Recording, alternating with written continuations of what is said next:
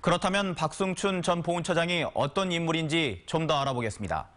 박 전 처장은 역대 최장수 보훈처장이었습니다. 2011년 이명박 정부 시절에 제28대 국가보훈처장에 임명된 이후 지난해 5월 퇴임 때까지 6년 3개월 동안 자리를 지켰습니다.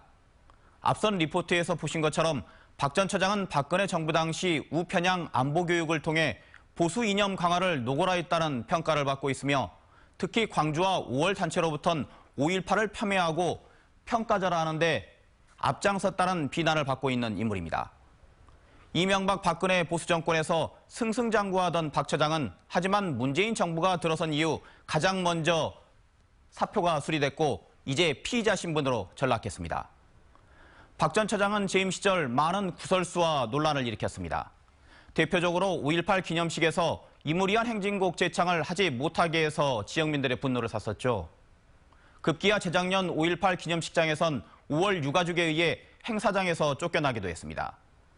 박 전 처장의 재임 시절 논란을 송정근 기자가 정리했습니다.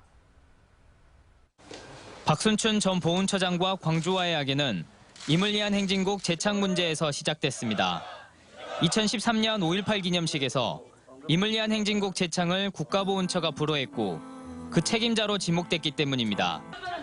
박 전 처장은 제창 불허에 대한 진짜 이유를 처음엔 감추다 국회에서 속내를 드러냈습니다. 이게 제창을 하지 못하는 근본적인 배경에는 특정 단체나 세력이 이 노래를 애국가 대신에 부르기 때문.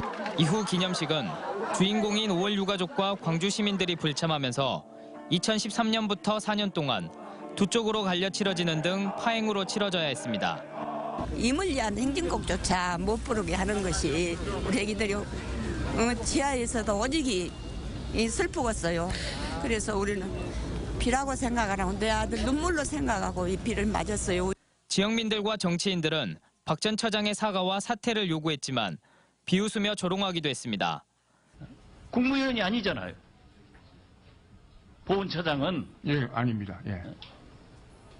배임 건의 대상이 아닙니다. 예. 아니죠. 예. 그래서 방법이 없다 이거죠. 웃지 마라! 2016년 5.18 기념식엔 자리에 앉아보지도 못하고 쫓겨나면서도 조롱 섞인 웃음과 발언으로 시민들의 분노 대상이 되기도 했습니다. 국민의 공감대가 이루어져야 합니다. 그런데 특정 개인이 이 문제를 가지고 결정할 수 있는 사안은 아닙니다. 5월 단체들은 박순춘 전 보훈처장이 재임 당시 5.18을 왜곡하고 폄훼하는 데 앞장섰다며 이 부분에 대해서도 수사를 확대해야 된다고 말했습니다. 수사를 환영합니다.